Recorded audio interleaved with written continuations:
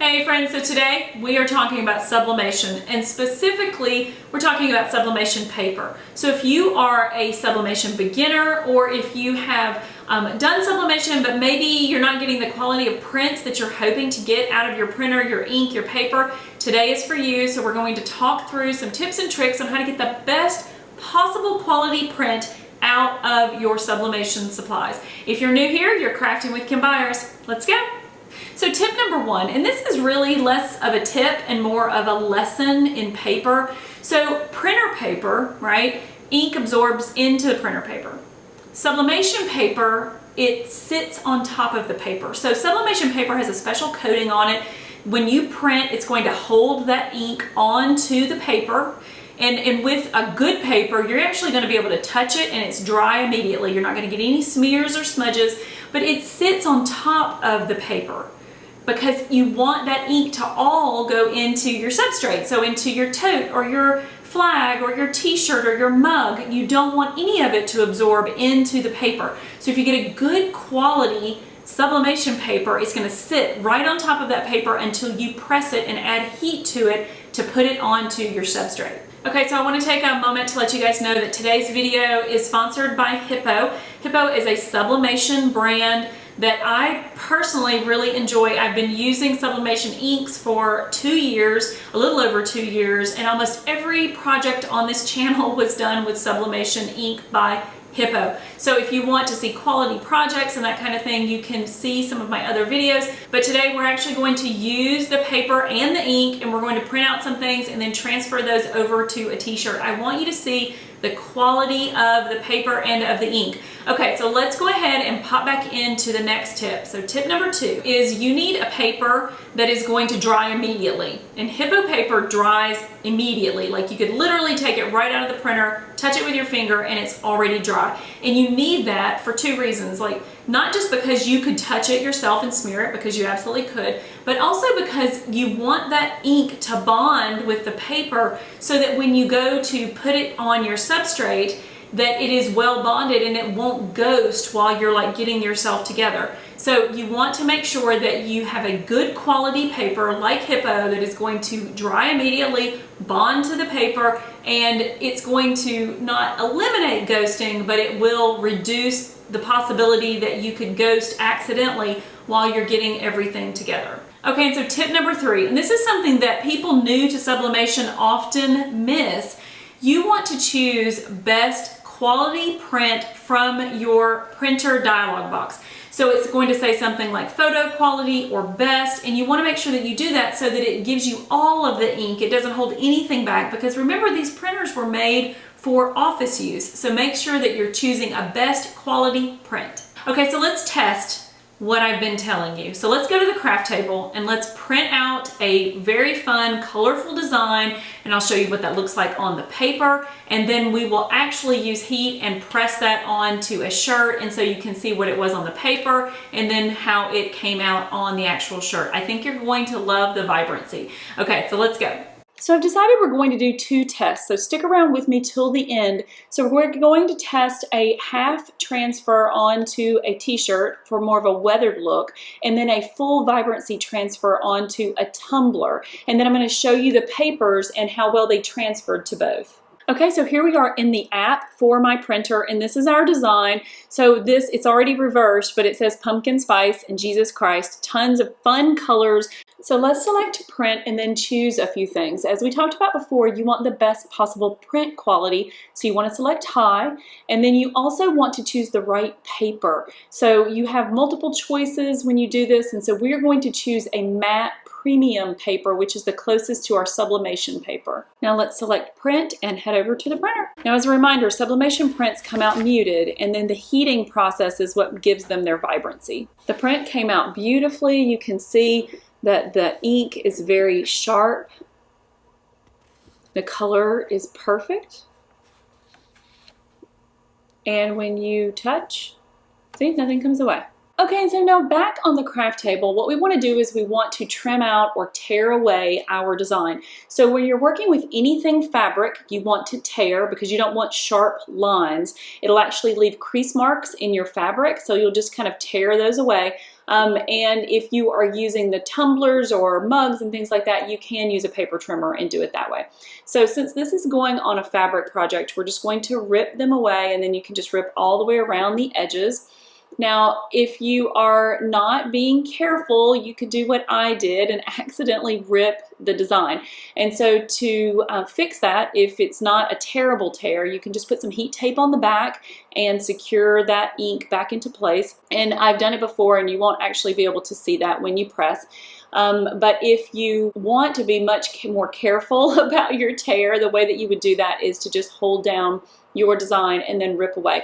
Just make sure that you don't have any lotions or things like that on your hands, because it could damage your print. Okay, so now that the design is ready, we just need our parchment paper, we need our design, of course, and I was thinking about putting this on the back of the shirt and then having this smaller design on the front of the shirt, although now I think I'm just going to do the big one on the front, and then a lint roller, and then we need a tape measure, and then finally you need some heat tape, and it needs to be heat tape.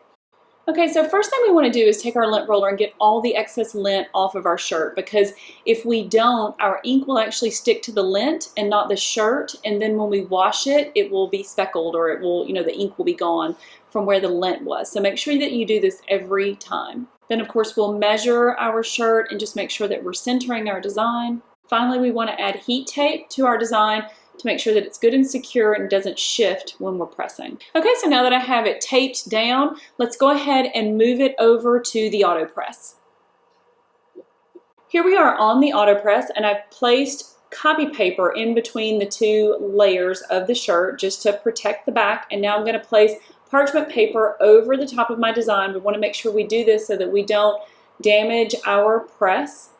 And since I'm doing a weathered look, we're going to actually go a little bit less than half the seconds that we should. So we're at 400 degrees, and a typical shirt would be about 45 seconds, but I'm doing 20, and you'll be able to see how this turns out, and it actually does a really good job of transferring the ink, but it also gives it kind of that weathered or old look. Let's take it back over to the craft table and do the big reveal. This is my favorite part. Okay, so let's see how it did. Oh my goodness, it looked great. Guys, this was at half, actually a little less than half of the time that we would typically do. And it gives it that rustic look that goes great with this retro vibe for this t-shirt. But look at that ink. Look how well it bonded with the fabric. I'm calling this first project a win. And for our second test, we're going to do a full color tumbler. So we have another one of these sheets, and I've actually used a straight edge to cut it out so that it is the height of our tumbler. And I have some parchment paper. You can also use copy paper, and I have a tumbler. This is actually Hiipoo brand tumbler. I have some alcohol. You always want to clean your substrate. So just like we use the lint roller on the t-shirt, we're using alcohol on the tumbler to make sure we get off all the fingerprints and all that kind of thing. So you definitely don't want to have lotion on your hands when you're working with these, because that can damage your design. It can damage the ink bonding to the substrate. And then we have our heat tape. Okay, so the first thing we want to do is wrap our design around our tumbler. And you just want to make sure that you're not having any overlap of design, because what that would do then is you would have either a ghosting or the design would just be missing. So just make sure that you are securing your design in place, but you're not overlapping anything. And then we're just going to use heat tape and secure that down. Now there's a trick. If your heat press, if you're using a mug press or some of the tumbler presses, they don't close all the way. And so you want to make sure that you know where that gap is in your design. And you want to make sure that you don't have any of your design falling into that gap. So just make sure that you line it up well, and then we will cover that with a parchment paper because we don't want to get anything onto our press. So just making sure, again, you know where that line is. So we'll tape everything up, and then I'll just add another little piece of tape. And oh, by the way, make sure you take your lid off, that you do not press with your lid on, because that will melt your plastic. So you only want the metal going into the press. So now we're going to pop it into the press, making sure that all of the design is on the heat side. It's not in the small little gap we have here. And by the way, if you do have design all the way around, you just need to press it twice. And this is a 60 to 90 second press at 365 degrees.